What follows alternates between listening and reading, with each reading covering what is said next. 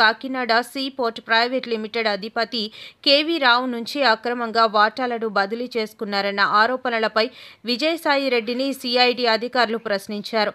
వాటాలు ఏ విధంగా తీసుకున్నారు, బలవంతంగా లాక్కున్నారా అంటూ ప్రశ్నించారు. వాటిని ఏమంటారు, వీళ్ళు చుట్టూ ఉండేటటువంటి వాళ్ళని కోటరీ. ఈ కోటరీ నుంచి ఏ రోజైతే ఆయన బయటపడతాడో ఆ రోజు ఆయనకు భవిష్యత్తు ఉంటుంది. లేకుండా ఉంటే భవిష్యత్ అనేటటువంటిది చాలా కష్టంగా ఉంటుంది. ఇంతకన్నా మించి చెప్పగలిగింది ఏం లేదు. ఎక్కడ బయట నుంచి పోయేటటువంటి ఇన్ఫర్మేషన్ ఈ యొక్క కోటరీకి అనుకూలంగా ఉంటే ఎవరినైనా ఆయనకి పరిచయం చేయాలి, తీసుకెళ్లాలి అని అంటే ఈ కోటరీ గాని అంగీకరిస్తే వాళ్ళకి ఏదో ఒక రకంగా నయానో భయానో లేకుంటే మంచిగానో కాళ్ళు పట్టుకోనో చేతులు పట్టుకోనో లేకుంటే ఆర్థికంగా ఏదో ఒకటి చేసో వాళ్ళు ఆయన దగ్గరికి పంపిస్తారే గాని దేవుడి దగ్గరికి పూజారులు అదర్వైజ్ దేవుడి దగ్గరికి పంపించట్లేదు. ఇది జరిగేటటువంటిది. ఈ చెప్పేటటువంటి ఒక నాయకుడు అన్నటువంటి వాడు ఈ చెప్పుడు మాటలను నమ్మకూడదు. చెప్పుడు మాటలను నమ్మితే నాయకుడు నష్టపోతాడు, ప్రజలు నష్టపోతారు, పార్టీ నష్టపోతుంది. ఇక్కడ జరిగేటటువంటిది అదే. వైసీపీ పార్టీలో పూజారుల హవా తప్పకుండా ఏకీభవించకుండా ఉండేదానికి ఏముంది దాంట్లో. ఈ కోటరీ వల్లనే నేను ఆయనకి దూరం అయ్యా. నేను ఇంకోటి, ఆయన జగన్మోహన్ రెడ్డి గారితో నేను మాట్లాడినప్పుడు నేను చాలా స్పష్టంగా చెప్పా, సార్ మీ మనసులో నాకు స్థానం లేదు, నా మనసు విరిగిపోయింది, మీ మనసులో స్థానం లేనప్పుడు ఈ పార్టీలో కొనసాగాల్సినటువంటి అవసరం నాకు లేదు, కాబట్టే నేను ఈ పార్టీ వదిలి వెళ్లిపోతున్నాను. మీ చుట్టూ ఉండే వాళ్ళ చెప్పుడు మాటలు విని మీరు తప్పుదోవ పట్టొద్దు.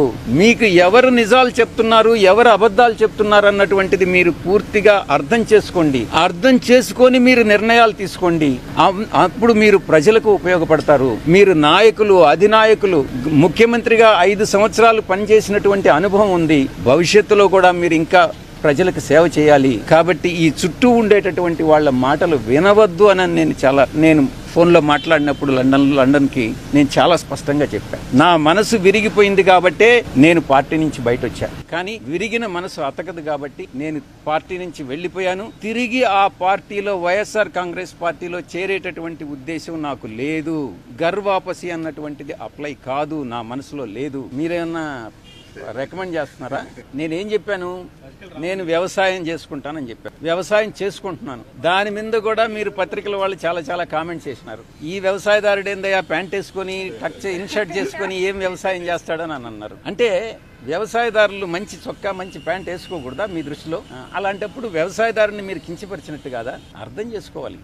మనోభావాలను దెబ్బతీయకూడదు. వ్యవసాయం అని అంటే వ్యవసాయమే.